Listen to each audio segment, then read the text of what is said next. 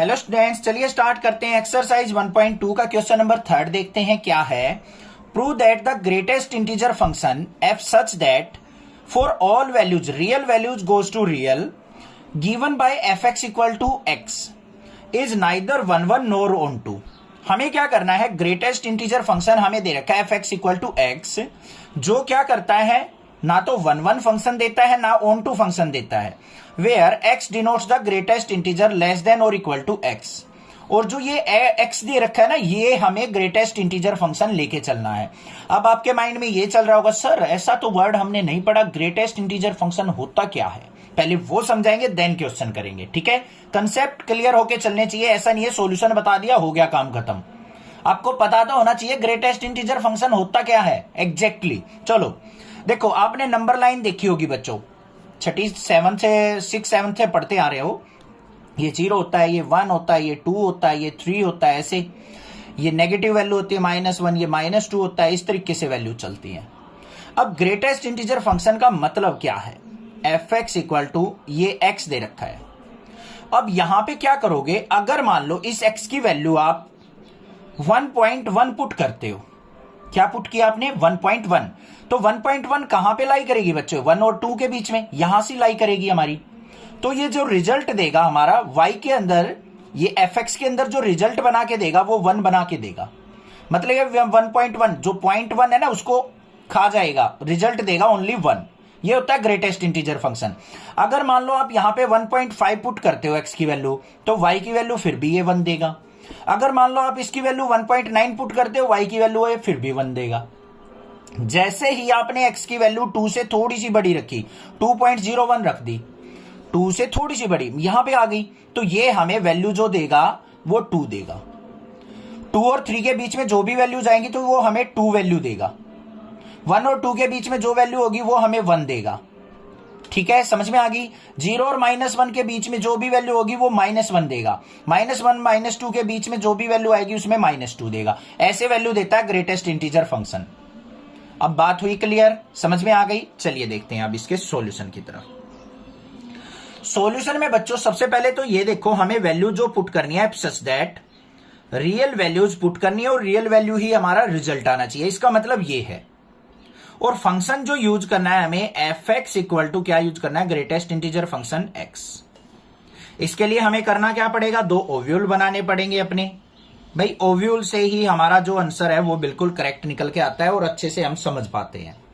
अब यहां पे देखो हमने क्या किया, पहले एग्जांपल के तौर पे 1.1 पुट कर लिया आपने, तो हमारी इमेज जो बनेगी वो क्या बनेगी, 1 ही तो निकल के आएगा।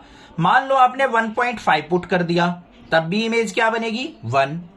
1.9 पुट कर दिया तो भी इमेज क्या बनेगी 1। 2.01 पुट कर दिया तब इमेज आपकी बन रही है 2, और 2.9 पुट करने के बाद भी इमेज आपकी 2 बनेगी। तो अब यहां पे हमें क्या दिख रहा है, देखो हम डोमेन जो है वो तो अलग पुट कर रहे हैं, बट इमेज हमारी 3 इन वैल्यूज की सेम इमेज आ गई, इन 2 वैल्यूज की सेम इमेज आ गई, तो यूनिक इमेज तो नहीं बनी ना हमारी।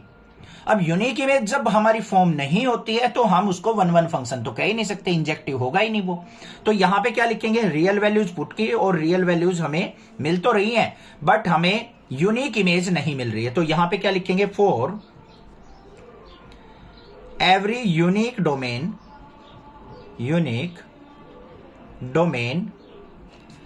Image is not unique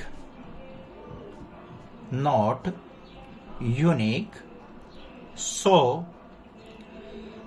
it's not 1 function, not 1 function। पहली बात तो हमने लिख दी। अब नॉट ऑन टू भी प्रूव करना है हमें कि ये ऑन टू फंक्शन भी नहीं है। बिल्कुल, चलो भाई ऑन टू के लिए चेक क्या करना होता है हमें, ऑन टू के लिए हमें चेक करना होता है जो कोडोमेन्स होती हैं हमारी वो हमारी रेंज के इक्वल हो तो हम कह सकते हैं ये ऑन टू है। अब यहां पे इस फंक्शन के अंदर कोडोमेन क्या है, अब कोडोमेन लिखते टाइम आपको बस करना क्या होता है बच्चों, जो ये दे रखा है ना r गोज टू r, ये होती है हमारी डोमेन, ये होती है कोडोमेन। कोडोमेन में r वैल्यू आएंगी रियल वैल्यूज, तो यहां पे क्या क्या आएंगी हमारी +-1 0 भी आएगी, +-2 भी आएगा, रूट की टर्म्स भी आएंगी, √2 √3, फ्रैक्शनल वैल्यू भी आएंगी 1/2 1/3, इस तरीके से बहुत सारी वैल्यू निकल के आएंगी। बट जो रेंज आई है हमारी, इमेज जो बन रही है उसमें क्या होगा, हमेशा रेंज के अंदर तो हमें राउंड ऑफ करके वैल्यू दे रहा है वो, एक तरीके से 1.1 पे भी 1 दे रहा है, 1.5 पे भी 1 दे रहा है, 1.9 पे भी 1 दे रहा है। तो इनकी हमें एक सिंगल सी इमेज बना रहा है, 1 2 3 इस तरीके से हमें वैल्यूज दे देगा। नेगेटिव वैल्यू भी दे देगा, -1 -2 -3। बट जो हमारी ये फ्रैक्शनल वैल्यू है ना 1/2 है, जैसे 0.5 हुआ है इसका मतलब, तो वो 1/2 को 0 बना के दे देगा, 1/2 यहां पे आएगा ही नहीं कभी भी। तो क्या हुआ यहां पे, जो हमारी रेंज है वो क्या है, सबसेट है किसकी, कोडोमेन की, इक्वल नहीं है ये। So it's not onto function. तो ये जो फंक्शन है हमारा ऑन टू नहीं है। बस ये चीज दिखानी थी हमें, समझ में आ गई होगी, क्लियर है, कोई दिक्कत की बात नहीं है। कोई भी प्रॉब्लम लगे आप मैं मुझसे पूछ सकते हो, मैं आपकी हेल्प जरूर करूंगा। मेरा मोटिव यही है कि जो मेरे से पढ़ते हैं बच्चे उनके फुल मार्क्स आए और उनके कंसेप्ट स्ट्रांग हो, कहीं ना कहीं सक्सेस प्राप्त करें और नेक्सा क्लासेस को थोड़ा सा याद करें। बट चैनल को सब्सक्राइब करके रखना और उसको अनसब्सक्राइब मत किया करो एक बार करके, प्लीज। ये रिक्वेस्ट है आपके टीचर की आपसे, गुरु दक्षिणा के तौर पे इतना तो कर सकते हो आप अपने टीचर के लिए, मैं कोई फीस चार्ज नहीं कर रहा हूं आपसे। तो थोड़ा सा सपोर्ट कर दो, मेरा भी सपोर्ट हो जाएगा, मैं आपका भी सपोर्ट करता रहूंगा। Thank you students for watching your channel Nexa classes.